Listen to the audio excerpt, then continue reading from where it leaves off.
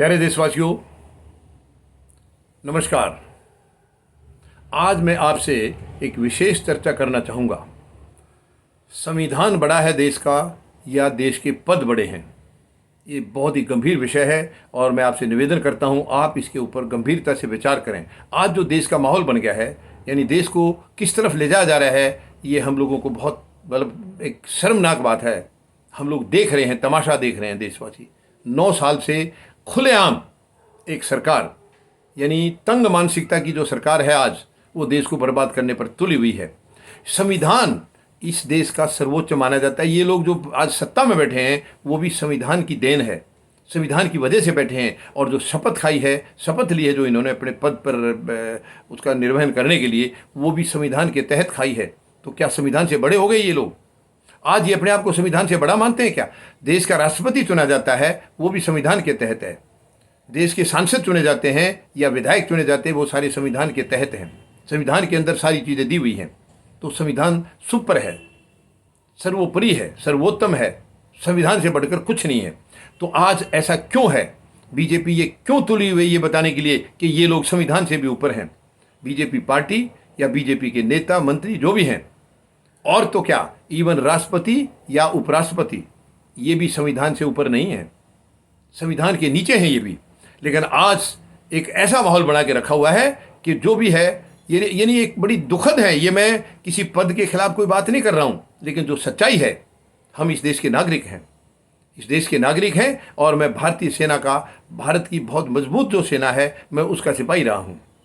तो ये मुझे कहने में बड़ा दुख हो रहा है कि आज देश के उपराष्ट्रपति और लोकसभा के स्पीकर सर्वोच्च न्यायालय के खिलाफ गलत टिप्पणी आवेदन कर रहे हैं। ये शर्मनाक है, शर्मनाक है। क्यों संविधान को नीचा दिखा रहे हैं ये? अगर देखिए, अब यही है, इन पदों के ऊपर बिल्कुल निष्पक्ष व्यक्ति होना चाहिए। जो देश का राष्ट्रपति या उपराष्ट्रपति बन गया है वो निष्पक्ष होना चाहिए। इवन प्रधानमंत्री भी बन गया है तो वो उस पार्टी का नहीं होता है। प्रधानमंत्री का जब चुनाव हो गया है, ठीक है, वो किसी पार्टी से उसका ताल्लुक था, उस पार्टी से जीत कर जरूर आए हैं, लेकिन जिस वक्त वो प्रधानमंत्री इलेक्ट हो गए हैं, शपथ ले ली है, फिर वो उस पार्टी के नहीं है। लेकिन दुर्भाग्य की बात है कि हमारे प्रधानमंत्री अपनी पार्टी के भावनाओं से, विचारों से आगे निकल ही नहीं रहे हैं। वो आज भी बीजेपी के ही मानते हैं अपने आप को, देश का नहीं मानते हैं। देश का प्रधानमंत्री पार्टी का नहीं होता है, ना वो मंत्री पार्टी के होते हैं, वो सरकार देश की है। लेकिन ये पार्टी की सरकार बोलते हैं, या अब जैसे आज की इनका खुद प्रधानमंत्री का नाम लेकर सरकार बोलते हैं, मोदी की सरकार। क्यों? देश की सरकार नहीं है। हमें एक व्यक्ति की सरकार नहीं चाहिए या एक पार्टी की सरकार नहीं चाहिए। इसलिए तो देश का दुर्भाग्य हो गया है। हमें देश की सरकार चाहिए जो देश के बारे में सोचे, देश की जनता के बारे में सोचे, देश के हितों की रक्षा करे। वो सरकार चाहिए। वो सरकार क्यों नहीं मिलती है हमें? ये बहुत बड़ा दुर्भाग्य है इस देश का। आज ये जो भी सरकारें हैं, खास करके ये पिछले 9 साल से, ये उस पार्टी की सरकार बनकर रह गई है। ये उसकी मानसिकता इतनी सिकुड़ी हुई है, पार्टी की भावनाओं से बाहर निकल नहीं पा रही हैं। ये बड़ी अफसोस की बात है, बड़ी शर्म की बात है।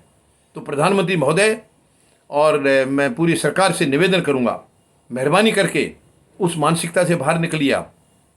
उस मानसिकता को छोड़िए। देश का कल्याण नहीं होना है इससे। आज उपराष्ट्रपति या लोकसभा स्पीकर सर्वोच्च न्यायालय के खिलाफ जो टिप्पणी कर रहे हैं, उससे देश कमज़ोर हो रहा है। उससे हमारा जो प्रजातंत्र है उस तार हो रहा है। मैं बिल्कुल ये नहीं कह रहा हूँ कि जो नेशनल जुडिशियल अपॉइंटमेंट कमीशन जो बनाया था वो गलत था या कॉलेजियम गलत है। मैं उसके ऊपर कोई टिप्पणी आज नहीं करना चाह रहा हूँ। ये सब्जेक्ट वो नहीं है। लेकिन कोई भी सब्जेक्ट है, कोई भी टॉपिक है, सर्वोच्च न्यायालय को गलत सलत कहना या उसके बारे में गलत टिप्पणी करना किसी का भी अधिकार नहीं है। वो कितने भी बड़े पद पर व्यक्ति है, उनको सर्वोच्च न्यायालय को क्रिटिसाइज करने का कोई अधिकार नहीं है संविधान के अंदर। अब ये कह रहे हैं कि जो संसद ने कानून बना दिया तो उसको सर्वोच्च न्यायालय डिस्टर्ब, इंटरवीन उसमें नहीं कर सकते। क्यों नहीं कर सकते हैं?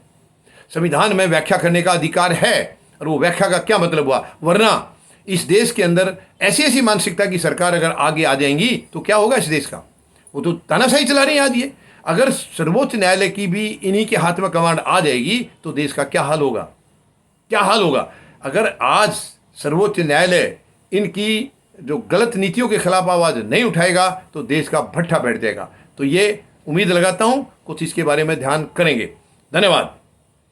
जय जवान, जय किसान, जय हिंद।